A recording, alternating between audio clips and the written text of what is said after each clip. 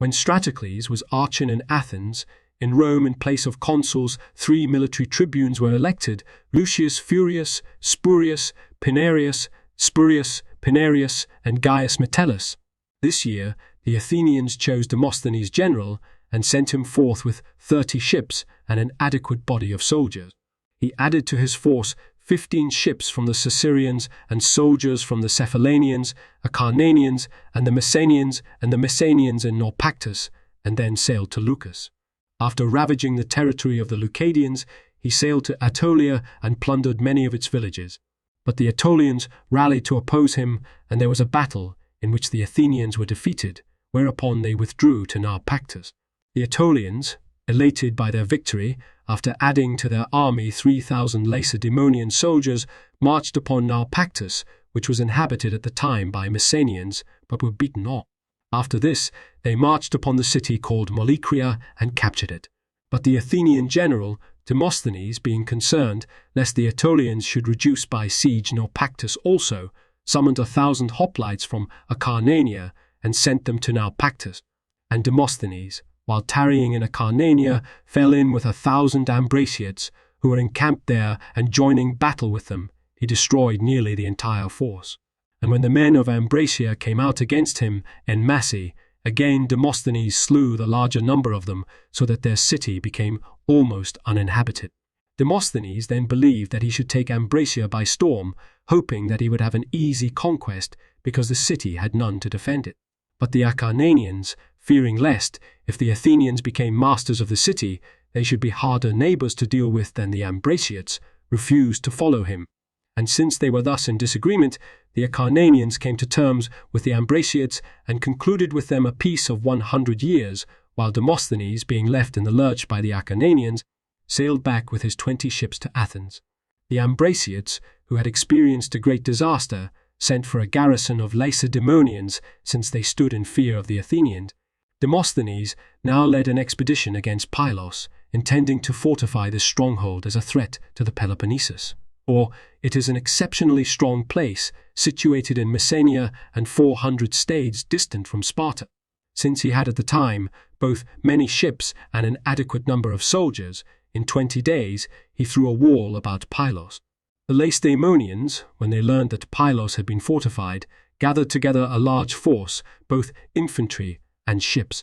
Consequently, when they set sail for Pylos, they not only had a fleet of 45 fully equipped triremes, but also marched with an army of 12,000 soldiers, for they considered it to be a disgraceful thing that men who were not brave enough to defend Attica while it was being ravaged should fortify and hold a fortress in the Peloponnesus.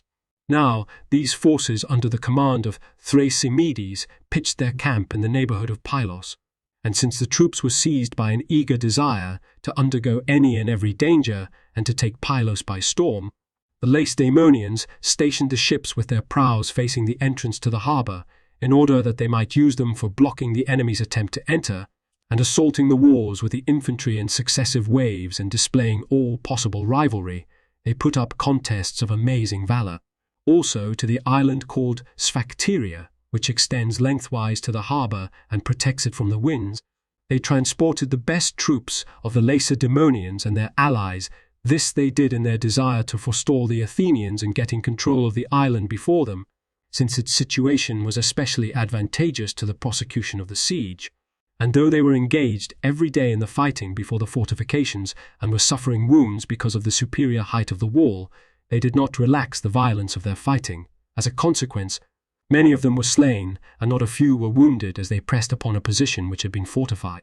The Athenians, who had secured beforehand a place which was also a natural stronghold and possessed large supplies of missiles and a great abundance of everything else they might need, kept defending their position with spirit, for they hoped that, if they were successful in their design, they could carry the whole war to the Peloponnesus and ravage, bit by bit, the territory of the enemy.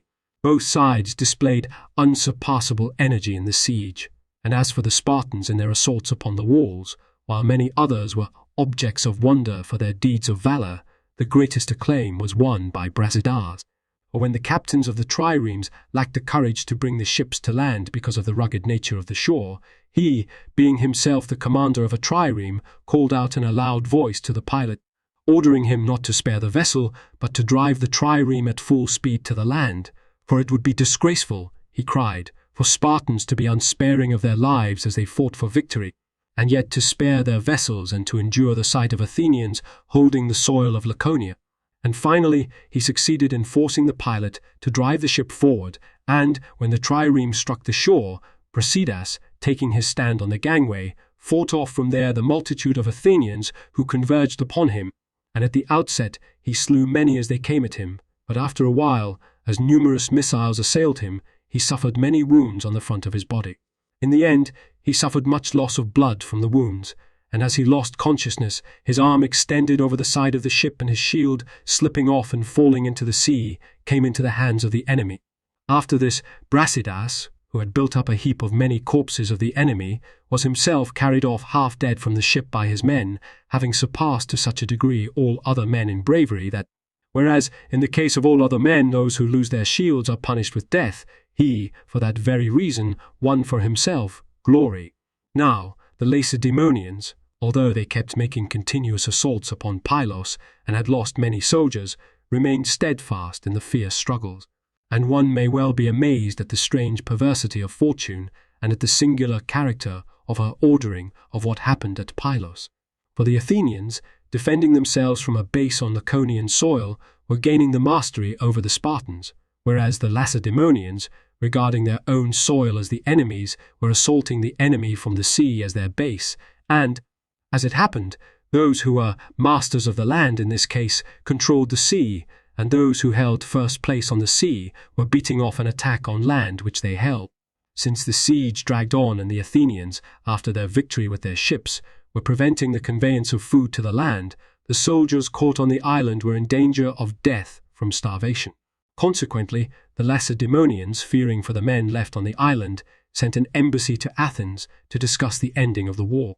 When no agreement was being reached, they asked for an exchange of men, the Athenians to get back an equal number of their soldiers now held prisoner, but not even to this would the Athenians agree, whereupon the ambassadors spoke out frankly in Athens, that by their unwillingness to effect an exchange of prisoners, the Athenians acknowledged that Lacedaemonians were better men than they.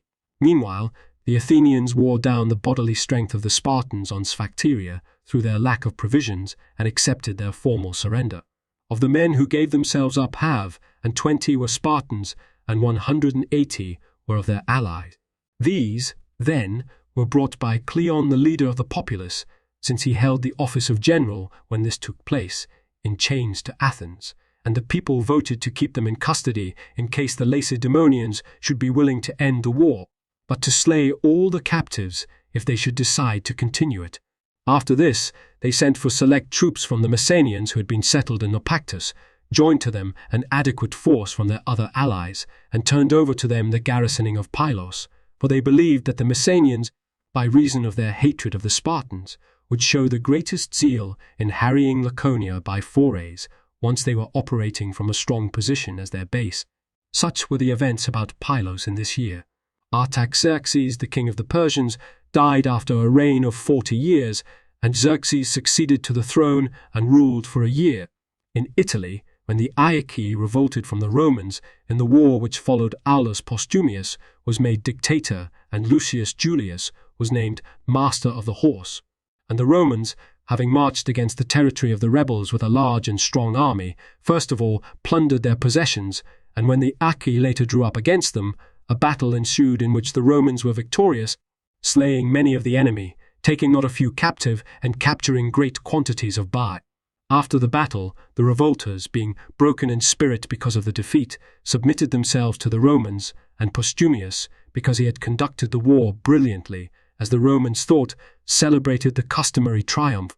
And Postumius, we are told, did a peculiar thing and altogether unbelievable, for in the battle his own son in his eagerness leapt forward from the station assigned him by his father, and his father, preserving the ancient discipline, had his son executed as one who had left his station.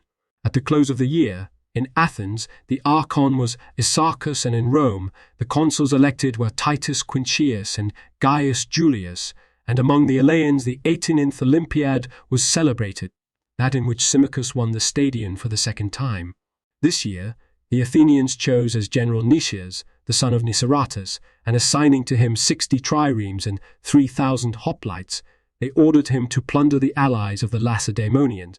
He sailed to Melos as the first place, where he ravaged their territory and for a number of days laid siege to the city, for it was the only island of the Cyclades which was maintaining its alliance with the Lacedaemonians, being a Spartan colony.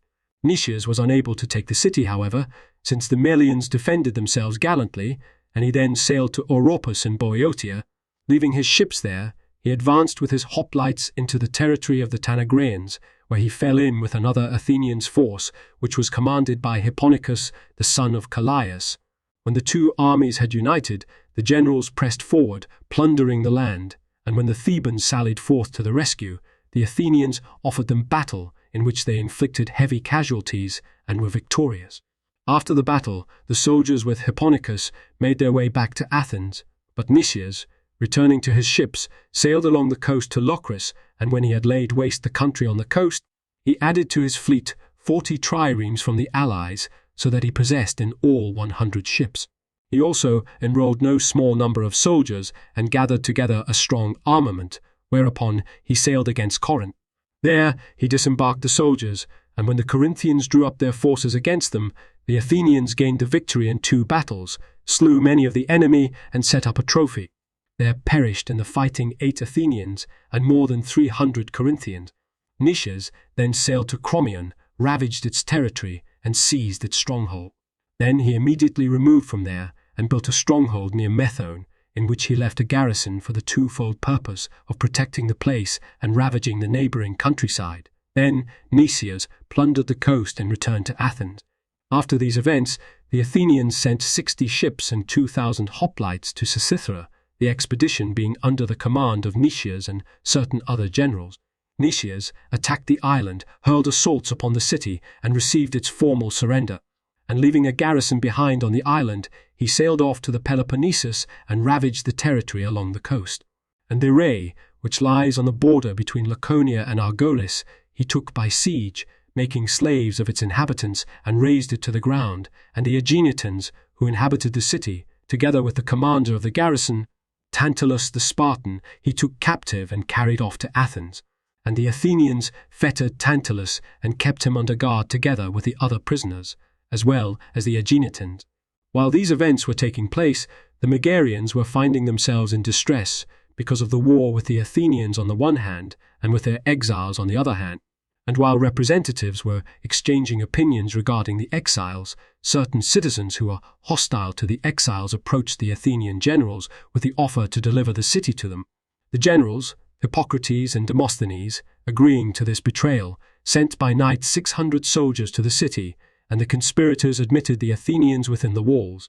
When the betrayal became known throughout the city, and while the multitude were divided according to party, some being in favor of fighting on the side of the Athenians and others of aiding the Lacedaemonians and others of aiding the Lacedaemonians, acting on his own initiative, made the proclamation that any who so wished could take up arms on the side of the Athenians and Megarians. Consequently, when the Lacedaemonians were on the point of being left in the lurch by the Megarians, it so happened that the Lacedaemonian garrison of the Long Walls abandoned them and sought safety in Nisaea, as it is called, which is the seaport of the Megarians. The Athenians thereupon dug a ditch about Nisaea and put it under siege, and then, bringing skilled workmen from Athens, they threw a wall about it. And the Peloponnesians, fearing lest they should be taken by storm and put to death, surrendered Nisaea to the Athenians. Such, then, were the affairs of the Megarians at this time. Brasidas, taking an adequate force from Lacedaemon and the other Peloponnesian states, advanced against Megara, and striking terror into the Athenians, he expelled them from Nisaea, and then he set free the city of the Megarians, and brought it back into the alliance of the Lacedaemonians. After this, he made his way with his army through Thessaly, and came to Dium in Macedonia. From there, he advanced against Acanthus, and associated himself with the cause of the Chalcidians. The city of the Acanthians was the first which he brought, partly through fear and partly through kindly and persuasive arguments, to revolt from the Athenians, and afterwards he induced many also of the other peoples of Thrace to join the alliance of the Lacedaemonians. After this, Brasidas, wishing to prosecute the war more vigorously, proceeded to summon soldiers from Lacedaemon, since he was eager to gather a strong army. And the Spartans, wishing to destroy the most influential among the helots, sent him 1,000 of the most high-spirited helots, thinking that the larger number of them would perish in the fighting.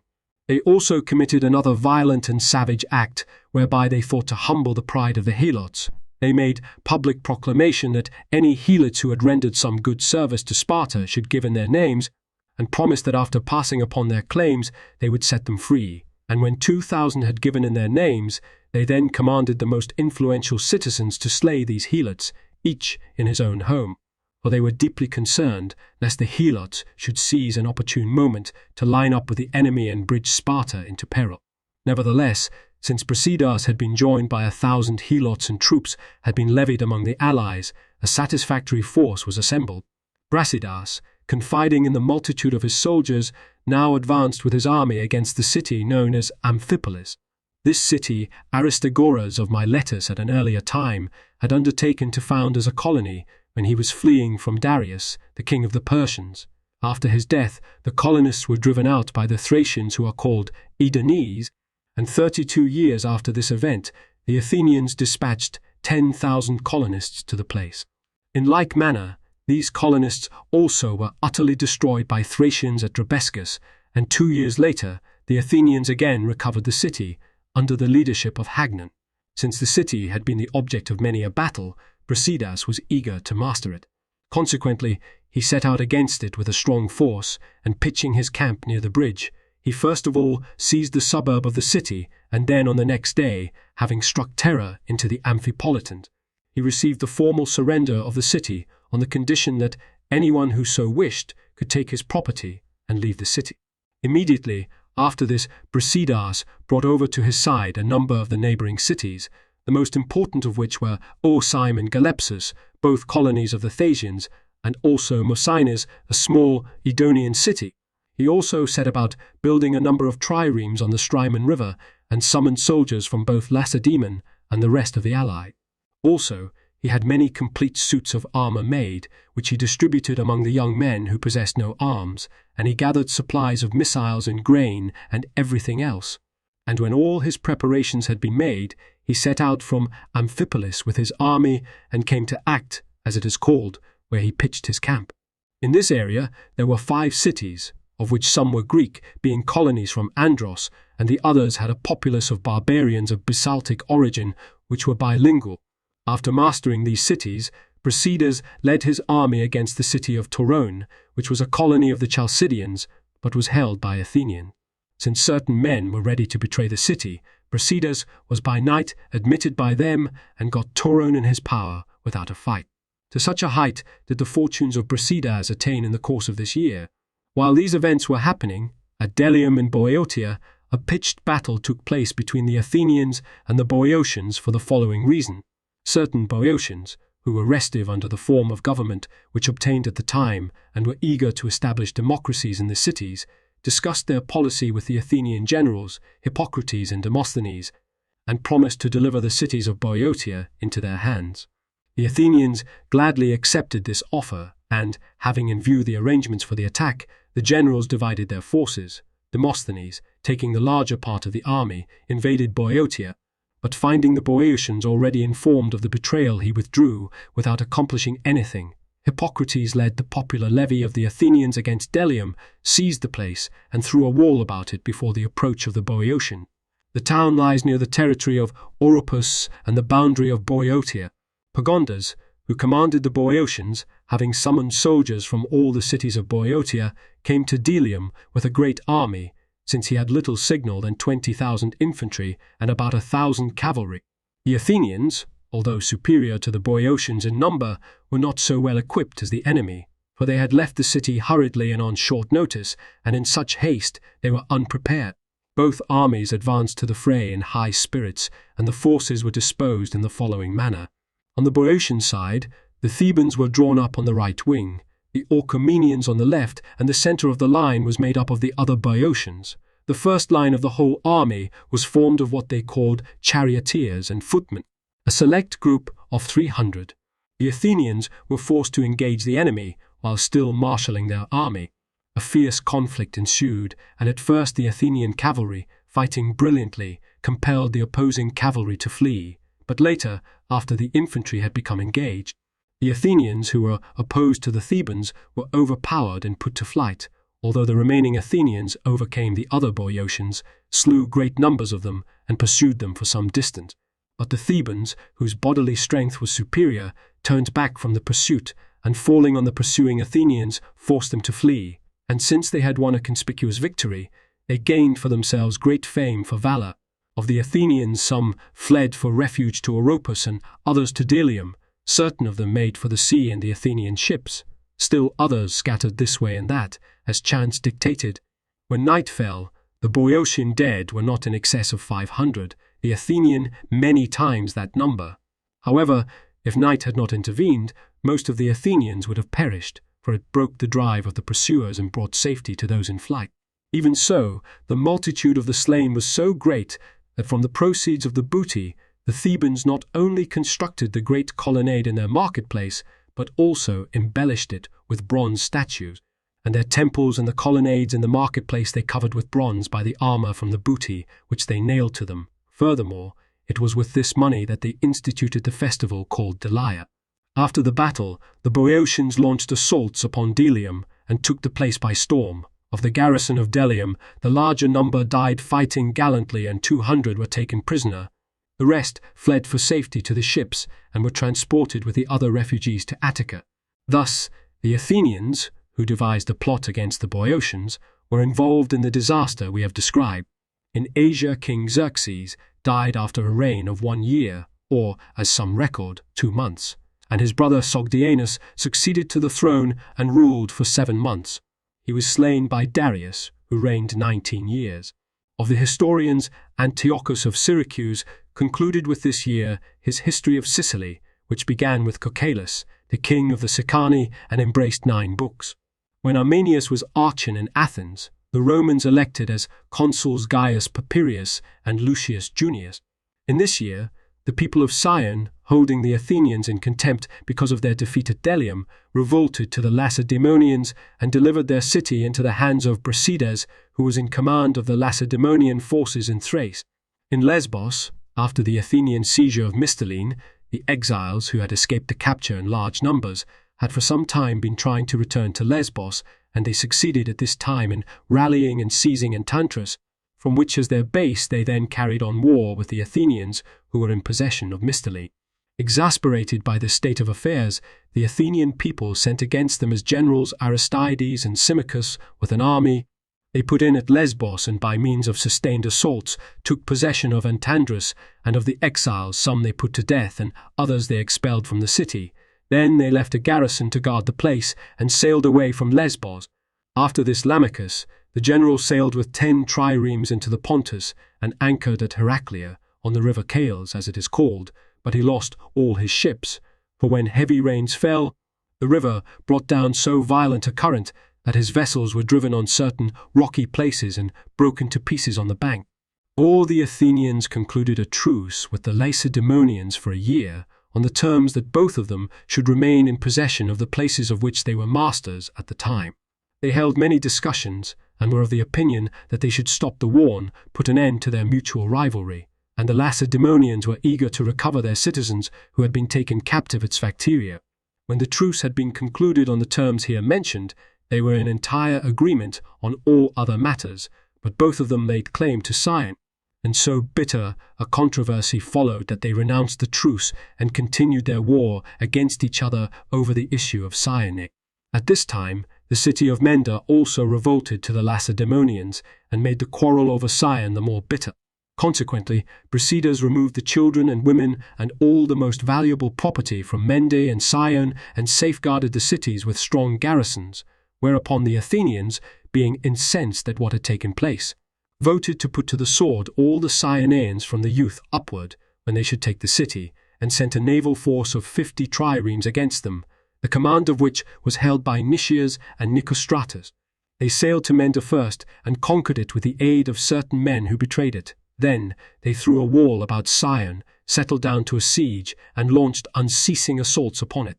But the garrison of Sion, which was strong in numbers and abundantly provided with missiles and food and all other supplies, had no difficulty in repulsing the Athenians and, because they held a higher position, in wounding many of their men. Such, then, were the events of this year. The next year, Alcaeus was archon in Athens, and in Rome the consuls were Opita Lucretius and Lucius Sergius Fideniat. During this year, the Athenians, accusing Delians of secretly concluding an alliance with the Lacedaemonians, expelled them from the island and took their city for their own. To the Delians, who had been expelled, the satrap Pharnaces gave the city of Adramyttium to dwell in. The Athenians elected as General Cleon, the leader of the popular party, and supplying him with a strong body of infantry, sent him to the regions lying off Thrace. He sailed to Cyane, where he added to his force soldiers from the besiegers of the city, and then sailed away and put in at Torone, for he knew that Brasidas had gone from these parts, and that the soldiers who were left in Torone were not strong enough to offer battle. After encamping near Torone and besieging the city, both by land and by sea, he took it by storm, and the children and women he sold into slavery. But the men who garrisoned the city he took captive, fettered them, and sent them to Athens. Then, leaving an adequate garrison for the city, he sailed away with his army and put in at the Strymon River in Thrace. Pitching camp near the city of Aeon, which is about 30 stades distant from Amphipolis, he launched successive assaults upon the town. Cleon, learning that Brasidas and his army were tarrying at the city of Amphipolis, broke camp and marched against him. And when Brasidas heard of the approach of the enemy, he formed his army in battle order and went out to meet the Athenians. A fierce battle ensued, in which both armies engaged brilliantly, and at first the fight was evenly balanced, but later, as the leaders on both sides strove to decide the battle through their own efforts, it was the lot of many important men to be slain, the generals injecting themselves into the battle and bringing into it a rivalry for victory that could not be surpassed. Brasidas, after fighting with the greatest distinction and slaying a very large number, ended his life heroically. And when Cleon also, after displaying like valor, fell in the battle, both armies were thrown into confusion because they had no leaders, but in the end the Lacedaemonians were victorious and set up a trophy. The Athenians got back their dead under a truce, gave them burial, and sailed away to Athens.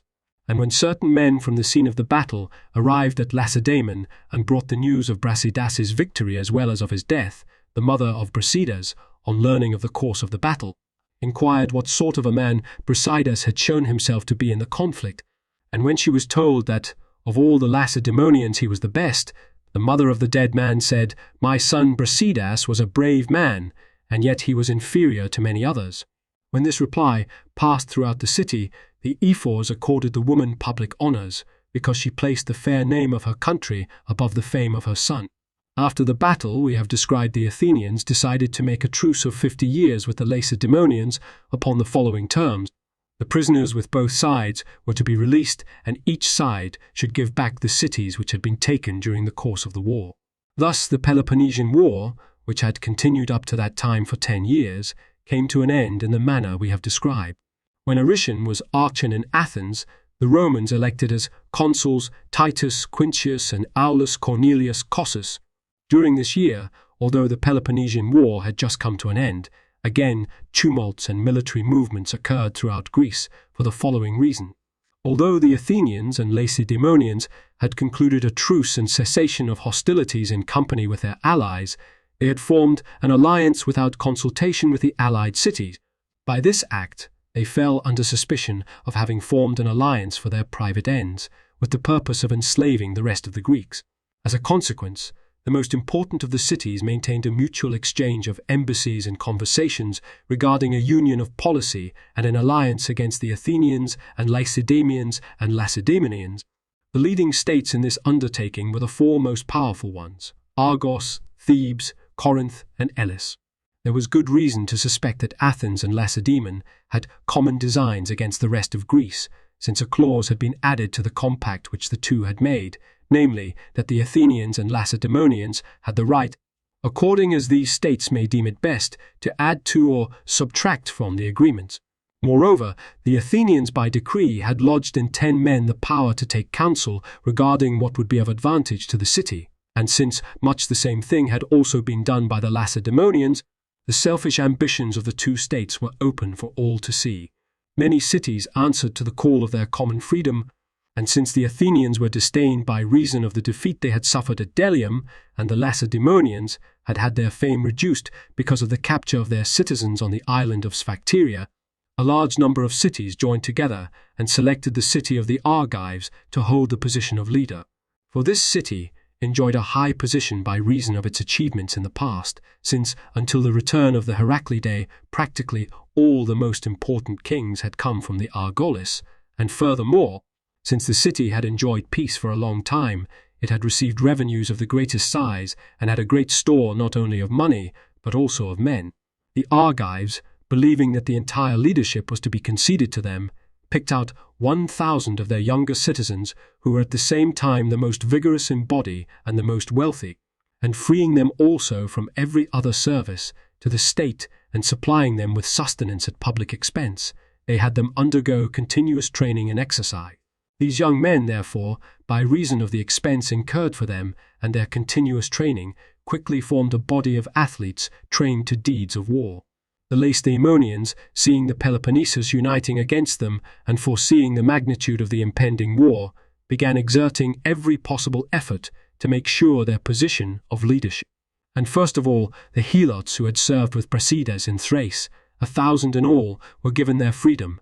Then the Spartans, who had been taken prisoner on the island of Sphacteria and had been disgraced on the ground that they had diminished the glory of Sparta, were freed from their state of disgrace. Also, in pursuance of the same policy, by means of the commendations and honours accorded in the course of the war, they were incited to surpass, in the struggles which lay before them, the deeds of valour they had already performed. And toward their allies they conducted themselves more equitably and conciliated the most unfavourably disposed of them with kindly treatment. The Athenians, on the contrary, desiring to strike with fear those whom they suspected of planning secession, displayed an example for all to see in the punishment they inflicted on the inhabitants of Cyane, for after reducing them by siege, they put to the sword all of them from the youth upwards, sold into slavery the children and women, and gave the island to the Plataeans to dwell in, since they had been expelled from their native land on account of the Athenians. In the course of this year, in Italy, the Campanians advanced against Syme with a strong army, defeated the Cymaeans in battle, and destroyed the larger part of the opposing forces. And settling down to a siege, they launched a number of assaults upon the city and took it by storm. They then plundered the city, sold into slavery the captured prisoners, and selected an adequate number of their own citizens to settle there. When Astypulus was archon in Athens, the Romans elected as consuls Lucius Quincius and Aulus Sempronius, and the Eleans celebrated the 90th Olympiad, that in which Hyperbius of Syracuse won the Stadion.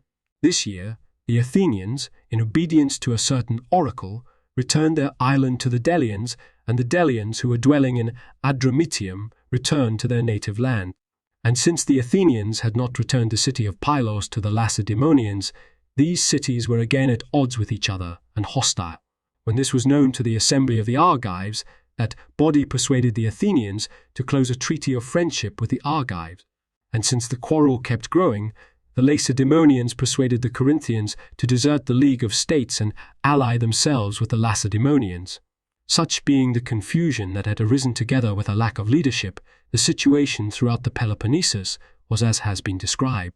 In the regions outside, the Ionianians, Dolopians and Melians, having come to an understanding, advanced with strong armaments against Heraclea in Trachea. The Heracleans drew up to oppose them, and a great battle took place, in which the people of Heraclea were defeated. Since they had lost many soldiers and had sought refuge within their walls, they sent for aid from the Boeotians. The Thebans dispatched to their help 1,000 picked hoplites, with whose aid they held off their adversaries. While these events were taking place, the Olynthians dispatched an army against the city of Messeberna, which had an Athenian garrison, drove out the garrison, and themselves took possession of the city. When Archias was archon in Athens, the Romans elected as consuls Lucius Papirius Mugellanus and Gaius Servilius Structus. In this year, the Argives, charging the Lacedaemonians with not paying the sacrifices to Apollo Pythaeus, declared war on them, And it was at this very time that Alcibiades, the Athenian general, entered Argolis with an army. Adding these troops to their forces, the Argives advanced against Troezen, a city which was an ally of the Lacedaemonians, and after plundering its territory and burning its farm buildings, they returned home. The Lacedaemonians, being incensed at the lawless acts committed against the Troezenians, resolved to go to war against the Argives. Consequently, they mustered an army and put their king Agis in command. With this force, Agis advanced against the Argives and ravaged their territory, and leading his army to the vicinity of the city, he challenged the enemy to battle. The Argives, adding to their army 3,000 soldiers from the Eleans and almost as many from the Mantineans, led out their forces from the city. When a pitched battle was imminent, the generals conducted negotiations with each other and agreed upon a cessation of hostilities for 4 months.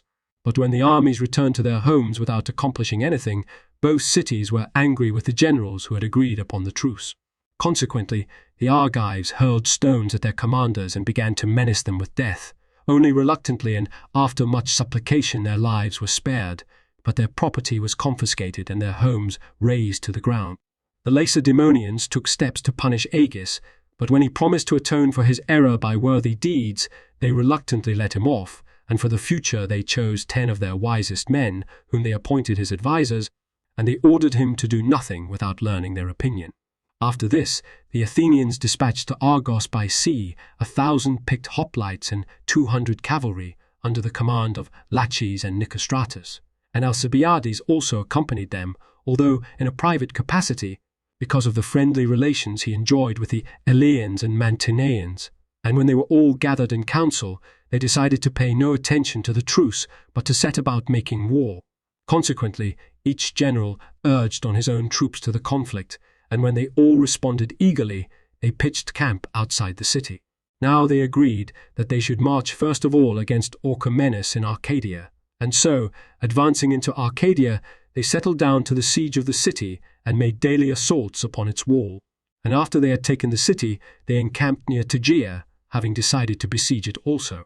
But when the Tegetans called upon the Lacedaemonians for immediate aid, the Spartans gathered all their own soldiers and those of their allies and moved on Mantinea, believing that once Mantinea was attacked in the war, the enemy would raise the siege of Tegea. The Mantineans gathered their allies and, marching forth themselves en masse, formed their lines opposite the Lacedaemonians. A sharp battle followed, and the picked troops of the Argives, 1,000 in number, who had received excellent training in warfare, were the first to put to flight their opponents and made great slaughter of them in their pursuit. But the Lacedaemonians, after putting to flight the other parts of the army and slaying many, wheeled about to oppose the Argives and by their superior numbers surrounded them, hoping to destroy them to a man. Now, although the picked troops of the Argives, though in numbers far inferior, were superior in feats of courage, the king of the Lacedaemonians led the fight and held out firmly against the perils he encountered, and he would have slain all the Argives, for he was resolved to fulfill the promises he had made to his fellow citizens and wipe out, by a great deed, his former ill repute, but he was not allowed to consummate that purpose. For Pharax the Spartan, who was one of the advisers of Agis and enjoyed the highest reputation in Sparta, directed him to leave a way of escape for the picked men, and not by hazarding the issue against men who had given up all hope of life, to learn what valor is when abandoned by fortune. So the king was compelled, in obedience to the command recently given him, to leave a way of escape even as Pharax advised. So the 1,000, having been allowed to pass through in the manner described, made their way to safety, and the Lacedaemonians, having won the victory in a great battle, erected a trophy and returned home. When this year had come to an end, in Athens the archon was Antiphon, and in Rome, in place of consuls, 4 military tribunes were elected: Gaius Furius, Titus Quincius, Marcus Postumius, and Aulus Cornelius. During this year, the Argives and Lacedaemonians, after negotiations with each other, concluded a peace and formed an alliance. Consequently, the Mantineans, now that they had lost the help of the Argives, were compelled to subject themselves to the Lacedaemonians. And about the same time, in the city of the Argives, the 1,000 who had been selected out of the total muster of citizens came to an agreement among themselves and decided to dissolve the democracy and establish an aristocracy from their own number, and having as they did many to aid them because of the prominent position their wealth and brave exploits gave them, they first of all seized the men who had been accustomed to be the leaders of the people and put them to death, and then, by terrorizing the rest of the citizens, they abolished the laws and were proceeding to take the management of the state into their own hands. They maintained this government for 8 months and then were overthrown, the people having united against them. And so these men were put to death and the people got back the democracy. Another movement also took place in Greece. The Phocians also, having quarrelled with the Locrians, settled the issue in pitched battle by virtue of their own valour. For the victory lay with the Phocians, who slew more than 1,000 Locrians. The Athenians, under the command of Nicias, seized 2 cities, Cythera and Nisaea, and they reduced Melos by siege, slew all the males from the youth upward, and sold into slavery the children and women. Such were the affairs of the Greeks in this year. In Italy, the Fidenates, when ambassadors came to their city from Rome, put them to death for trifling reason. Incensed at such an act, the Romans voted to go to war, and mobilizing a strong army, they appointed Annaeus Aemilius dictator, and with him, following their custom, Aulus Cornelius master of horse. Aemilius, after making all the preparations for the war, marched with his army against the Fidenates. And when the Fidenates drew up their forces to oppose the Romans, a fierce battle ensued which continued a long time. Heavy losses were incurred on both sides, and the conflict was indecisive. When Euphemus was archon in Athens, in Rome in place of consuls military tribunes were elected Lucius Furius, Lucius Quincius, and Aulus Sempronius. In this year, the Lacedaemonians and their allies took the field against Argolis and captured the stronghold of Hysiae, and slaying the inhabitants they razed the fortress to the ground. And when they learned that the Argives had completed the construction of the long walls clear to the sea, they advanced there, razed the walls that had been finished, and then made their way back home. The Athenians chose Alcibiades general, and giving him 20 ships commanded him to assist the Argives in establishing the affairs of their government, for conditions were still unsettled among them, because many still remained of those who preferred the aristocracy. So when Alcibiades had arrived at the city of the Argives and had consulted with the supporters of the democracy, he selected those Argives who were considered to be the strongest adherents of the Lacedaemonian cause. These he removed from the city, and when he had assisted in establishing the democracy on a firm basis, he sailed back to Athens. Toward the end of the year, the Lacedaemonians invaded Argolis with a strong force, and after ravaging a large part of the country, they settled the exiles from Argos and Orne. This place they fortified as a stronghold against Argolis, and leaving in it a strong garrison, they ordered it to harass the Argives. But when the Lacedaemonians had withdrawn from Argolis, the Athenians dispatched to the Argives a supporting force of 40 triremes and 1,200 hoplites. The Argives then advanced against Orne together with the Athenians and took the city by storm, and of the garrison and exiles some they put to death, and others they expelled from Orne. These, then, were the events of the 15th year of the Peloponnesian War. In the 16th year of the war, Orimnestus was archon among the Athenians, and in Rome, in place of consuls, 4 military tribunes were elected: Titus Claudius Spurius Nautius, Sentius, and Sextus Julius. And in this year, among the Eleans, the 91st Olympiad was celebrated, at in which Exanatus of Acragas won the stadion. The Byzantines and Chalcedonians, accompanied by Thracians, made war in great force against Bithynia, plundered the land, reduced by siege many of the small settlements, and performed deeds of exceeding cruelty, for of the many prisoners they took, both men and women and children, they put all to the sword. About the same time in Sicily, war broke out between the Egestianes and the Selinuntians from a difference over territory, where a river divided the lands of the quarrelling cities. The Selinuntians, crossing the stream, at first seized by force the land along the river, but later they cut off for their own a large piece of the adjoining territory, utterly disregarding the rights of the injured party. The people of Egesta, aroused to anger, at first endeavoured to persuade them by verbal arguments not to trespass on the territory of another city. However, when no one paid any attention to them, they advanced with an army against those who held the territory, expelled them all from their fields, and themselves seized the land. Since the quarrel between the two cities had become serious, The two parties, having mustered soldiers, sought to bring about the decision by recourse to arms. Consequently, when both forces were drawn up in battle order, a fierce battle took place in which the Selinuntians were the victors, having slain not a few Egestians. Since the Egestians had been humbled and were not strong enough of themselves to offer battle, they at first tried to induce the Agrigentini and the Syracusans to enter into an alliance with them. Failing in this, they sent ambassadors to Carthage to beseech its aid, and when the Carthaginians would not listen to them, they looked about for some alliance overseas, and in this, chance came to their aid. Now, since the Leontines had been forced by the Syracusans to leave their city and their territory, those of them who were living in exile got together and decided once more to take the Athenians, who were their kinsmen, as ally. When they had conferred with the Egestians on the matter and come to an agreement, the two cities jointly dispatched ambassadors to Athens, asking the Athenians to come to the aid of their cities, which were victims of ill treatment, and promising to assist the Athenians in establishing order in the affairs of Sicily. When, now, the ambassadors had arrived in Athens, and the Leontines stressed their kinship and the former alliance, and the Egestians promised to contribute a large sum of money for the war and also to fight as an ally against the Syracusans, the Athenians voted to send some of their foremost men and to investigate the situation on the island and among the Egestians.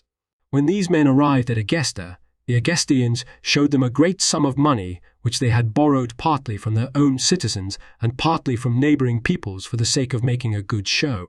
And when the envoys had returned and reported on the wealth of the Egestians, a meeting of the people was convened to consider the matter. When the proposal was introduced to dispatch an expedition to Sicily, Nicias, the son of Niceratus, a man who enjoyed the respect of his fellow citizens for his uprightness, counseled against the expedition to Sicily. They were in no position, he declared, at the same time both to carry on a war against the Lacedaemonians and to send great armaments overseas, and so long as they were unable to secure their supremacy over the Greeks, how could they hope to subdue the greatest island in the inhabited world? Even the Carthaginians, he added, who possessed a most extensive empire and had waged war many times to gain Sicily, had not been able to subdue the island, and the Athenians, whose military power was far less than that of the Carthaginians, could not possibly win by the spear and acquire the most powerful of the island. After Nicias had set forth these and many other considerations appropriate to the proposal before the people, Alcibiades, who was the principal advocate of the opposite view and a most prominent Athenian, persuaded the people to enter upon the war. For this man was the ablest orator among the citizens, and was widely known for his high birth, wealth, and skill as a general. At once, then, the people got ready a strong fleet, taking 30 triremes from their allies and equipping 100 of their own. And when they had fitted these ships out with every kind of equipment that is useful in war, they enrolled some 5,000 hoplites and elected 3 generals, Alcibiades, Nicias, and Lamachus, to be in charge of the campaign. Such were the matters with which the Athenians were occupied. And as for us, since we are now at the beginning of the war between the Athenians and the Syracusans, pursuant to the plan we announced at the beginning of this book, we shall assign to the next book the events which follow. The Lorb editor's notes: 1. These names are badly confused. They should be L. Pinerius Mamercinus Rufus, L. Furius Midullinus Fusus, and Sp. Postumius Albus Rigilensis. 2. About 5 miles southwest of Naupactus. 3. The reader may refer to the detailed account of the following campaign in Thucydides 4.323, 26, 40. In the Bay of Navarino, on which Pylos lies, occurred the famous naval battle of Navarino between the allied British, Russian, and French fleet and the Turkish. The victory of the allied fleet, 20th October 1827, decided the issue of the Greek War of Independence. 4. The inscription on a shield found in the Agora excavations states that it was taken by the Athenians from Lacedaemonians at Pylos here in Hesperia, 6, 1937, 347, 347, 348. It must have originally belonged to the collection of shields taken at Pylos, which Pausanias, 1.15, 4, saw suspended as trophies in the Stoa Poikile, although the cistern in which it was found had been filled before the 3rd century BCE. No doubt the captured shield of the Spartan captain occupied a central place in this collection. 5 over the Spartan fleet. Keep. Thucydides, 4.14. 6. Sphacteria.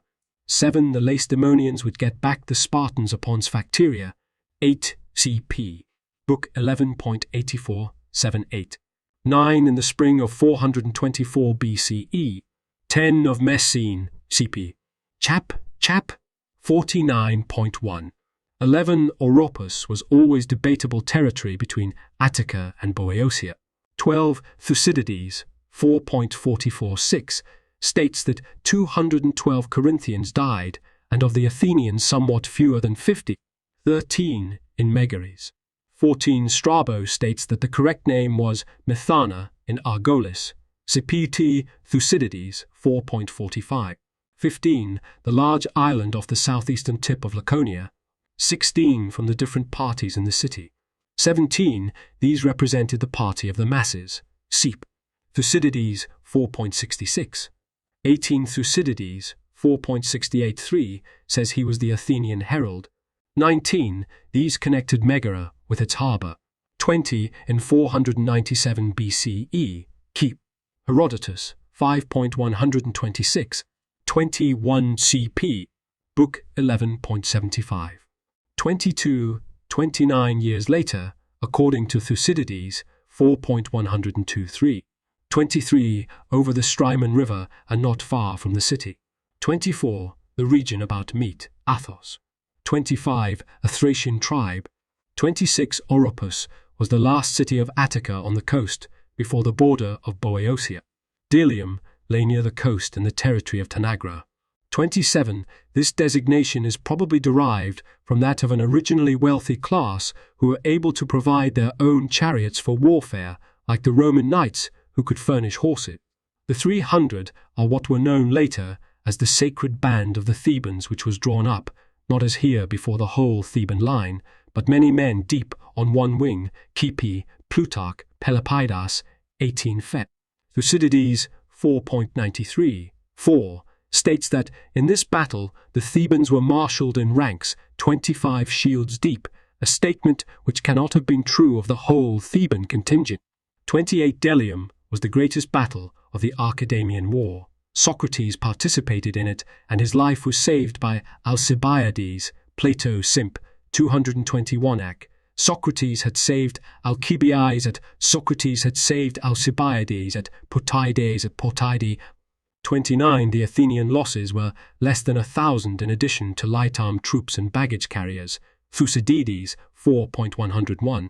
30. Held at Delium. 31. A flamethrower was used in the assault upon the walls. Ka! Thucydides, 4.100. 32. Key P. Book 4.78 F. 33. On the south coast of the Troad, some 15 miles from Lesbos. 34. More accurately, with Thucydides, 4.75, 2, in the territory of Heraclea, since the city lay on the Lycus, not the Cales River. 35. This city, on the promontory of Pallene, revolted to Brasidas before it had learned of the signing of the truce, but in fact 2 days, as was later reckoned, after its signing. Thucydides, 4.125. 36. On the Thermaic Gulf, west of Sione. 37. On the coast of Asia Minor, northeast of Lesbos. 38. C. Chap. 63. 39. C. Book 4.57 F. 40. Sion is a Chersonesos, near island. 41. C. Chap. 56. 42. Key P. Chap. 73.1. Or 43. C. Chap. 75 at end. Or 44, since the following 3 tribes are of southern Thessaly, apparently Diodorus does not consider that area to be a part of Greece proper. 45, situated a short distance east of Olynthus. 46. The Epidaurians, not the Lacedaemonians, see Thucydides, 5.53. But Diodorus frequently uses the term Lacedaemonian in a wide sense to refer to any ally of Sparta. 47. The temple is likely the one in Essene, which was the only building spared by the Argives when they razed that city, Cipui Pausanias, 2.365, Thucydides, 5.531. 48, presumably in order to bring aid to the Mantineans, or 49 CP. Chap, 78.6. 50, the loss of Cythera was a blow to the Spartans, that of Nicaea to the Megarians. 51, Melos was destroyed in 416 BC. 52, in Argolis, near the Laconian border. 53, the walls were to connect Argos and the sea. This was an enormous undertaking, and the walls were certainly not yet completed, CP. Below in Thucydides 5.825. 54, they were distributed among the islands of the Athenian Empire. 55, in northwest Argolis, on the border of Phlius. 56, see chaps. 53, F. 57, for this display, see Thucydides 6.46. 58, key P. Chap. 2.3. Thayer's note. For the ephemeral reigns of Xerxes I.E. and Sogdianus, see the article at Livius. The previous next to images with borders lead to more information. The thicker the border, the more information. Details here, up to Diodorus Classical Texts, Lacuscurtius Home. A page or image on this site is in the public domain only if its URL has a total of 1 asterisk. If the URL has 2 asterisks, the item is copyright someone else and used by permission or fair use. If the URL has none, the item is C. Bill Thayer. See my copyright page for details and contact information. Page updated, 21 April 18.